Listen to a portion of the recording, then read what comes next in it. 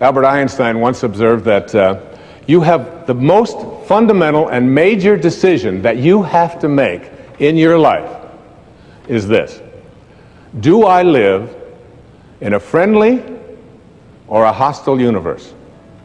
Which is it? Is it a universe that is filled with hostility and anger and people wanting to hate each other and people wanting to kill each other? Is that what you see? Because when you see the world that way, that's exactly what you will create for yourself in your life. This is from great scientific minds. And the interesting thing is that this is not just a clever play on words, that when you change the way you look at things, the things you look at change. It's actually a very scientific thing, and I'm going to show you that in just a moment. I'd like you to imagine the following scene. You're in your house. You've got your car keys in your hand. The lights go out. Power failure. You can't see a thing. You stumble around in your living room and you drop your keys. And you look around for a moment and you realize that you're never going to find them in the dark. But you look outside and you notice that the street lights are on. So in your mind, a light bulb goes off. I'm not going to sit around here in the dark and grope around looking for my keys when there's a light on outside. I'm going to go out here under the street light and I'm going to look for my keys. Why are you laughing? This makes a lot of sense. So you're out here and you're groping around and you're looking for your keys and you're looking and your neighbor comes along and says, "What happened, Wayne?" "Well, I dropped my keys." "Oh, I'll help you look for them." And the two of us are now down here looking for our keys. And looking, finally he says to me, "Excuse me, but where did you drop your keys?" "Well, I dropped them in the house." He said, "You mean to tell me that you dropped your keys in the house and you're looking for them out here in the street light? Doesn't make any sense." And I said, "Well, it doesn't make any sense to grope around in the dark when there's light out here." Now you laugh and you think how silly that is, but isn't that exactly what we do when we have a problem, a difficulty, a struggle that is located inside and we're looking for the solution outside, someplace outside of ourselves? It would be like going to the doctor and telling him all of your symptoms, and the doctor says, "Oh boy, you've got a lot of symptoms." And he starts writing out prescriptions. You need a prescription for this symptom, you need a prescription for that symptom, and finally he gets this 4 or 5, and you go to walk out, and you say, "Well, I'd like my prescriptions." He said, no, "I'll give this one to your mother-in-law, and I'll give this one to your neighbor, and I'll give this one to your daughter, and I'll give this one to your father." I mean, you're the one with the struggles and with the difficulties, and expecting somebody else to change or something outside of you to get better in order for you to make your life work at this level that I'm calling intention is something you have to really take a hard look at. It's in here. We have to see, the question isn't whether I'm connected to this field of intention. The question is, how ready am I to keep that connecting link absolutely corrosion-free? Now, I used to ask the question many years ago, from studying philosophy and teaching it for many years, who am I? Who am I? I'm pretty much at peace with that now. I really think that who I am is a piece of the divine source, disguised as an author and a father and a writer and someone who delivers these kinds of talks and so on. It's all a disguise. I remember when someone asked Mother Teresa, "What do you do every day in the streets of Calcutta?" She had a wonderful, profound answer. She said, "Every day I see Jesus Christ in all of his distressing disguises. I see the unfolding of Source, the unfolding of God, the unfolding of Spirit in all that I encounter. And I see it in myself as well. And I see that and know that." That's not the question that bugged me the most.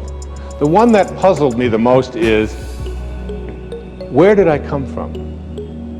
Where did I come from?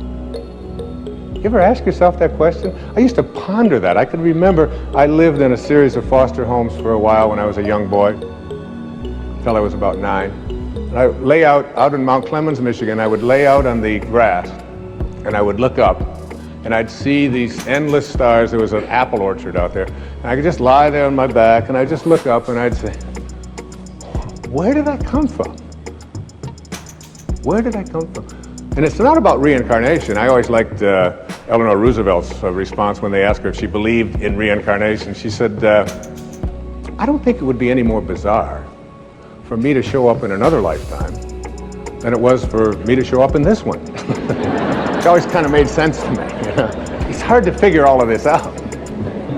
But where did I come from? Where did I come from? So you ask yourself this perplexing question, where did I come from? And most of us, when we think about that question, we come up with an answer. And the answer is, as hard as it is for us to even imagine, our parents did it.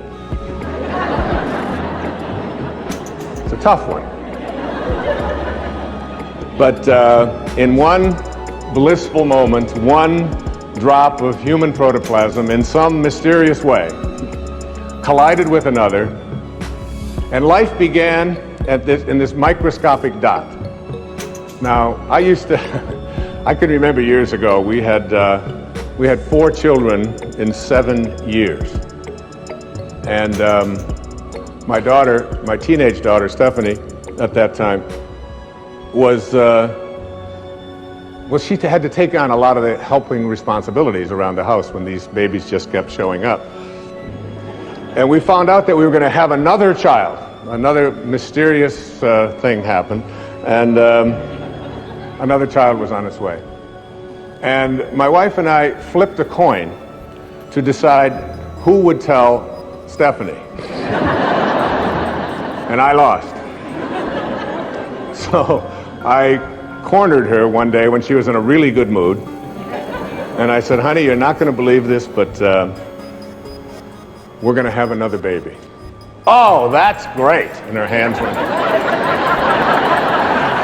Instant pose. This is it. This foot here, this one out here. You know. That's terrific. I said, well, it really is. I said, and you should probably be glad that we didn't have the same attitude that you have when we found out about you. She said, yes, but how do you think it feels? I said, well, why don't you tell me? She said, no, Dad, how do you think it feels to be the only kid in junior high school who has parents who like to do it?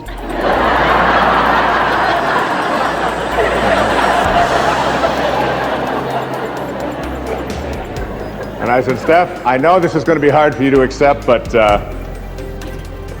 Grandma and Grandpa do it.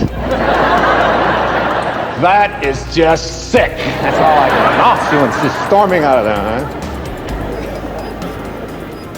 So when we think about where we come from, that sort of is the place that we get to in our hearts.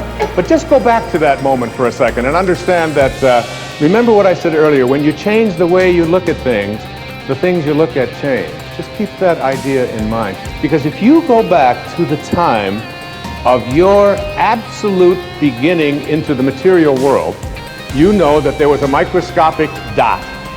And this microscopic dot included everything that you needed for this physical journey. And you can't even see it with a microscope. It's just too mysterious and too mystical to even contemplate, isn't it? That something as tiny as you could get 1,000,000 of them on the head of a pin contains everything that you needed for this physical journey. Everything. Your birth was in there. The shape of your eye is in there. Your height is in there. The color of your skin is in there. I hold a hair up on the pillow and say, I've had this experience several million times. What held it in yesterday? You know. And you must ask that question, like, what held them up yesterday, don't you? Or why was it black yesterday and it's gray today? Where did that one come from, or whatever? And all of these changes are in this microscopic dot. So what I'd like to do just for a few seconds here is to go back to take the microscopic dot that is your beginnings, in which there's a future pole that is created every face and every body and everything in here and everyone out there watching today. In that one instant miraculous moment, everything that you needed for this physical journey was in there. too hard to comprehend, you just accept it. So now we take the dot, and we look at the dot and we say, let's find the origin of the dot that began me. And you put it under a microscope, and you turn up the magnification, and what you see as you turn up this magnification is you see molecules. And inside of those molecules are mostly particles, and these particles are all flitting about, and there's mostly just empty spaces in there. And you take one of these particles out, and we call them atoms. And you put this atom looking for your source, looking for where you began, and you put it under another atomic microscope, turn up the magnification even stronger, and what do you discover as you turn up the magnification? You discover that it's just more empty spaces and more particles with new names. Protons, electrons, neutrons, protons, whatever you want to call them, right? We memorized them in junior high school, right? So you take one of these electrons, and you're just looking for your source. Where did I come from? You turn up the magnification on this electron microscope, and what do you see? More spaces and more particles, all flitting about, a dance, this huge dance. And you take one of those and you turn up the magnification, and what you have are new particles with new names called quarks. We're now looking at quantum physics, the study of the behavior of matter at the tiniest levels, and we're just looking for our source. So finally we take one of those quarks, and these quarks are really weird. My friend Deepak Chopra has often said to me, Wayne, he said, quantum physics is not only stranger than you think it is, it's stranger than you can think. Because you take a tiny little subatomic particle and observe it, and the fact is that the nature of your observing changes what you're observing. If you look at it in a certain way, it becomes one thing. If you turn away, it becomes something else. It's true.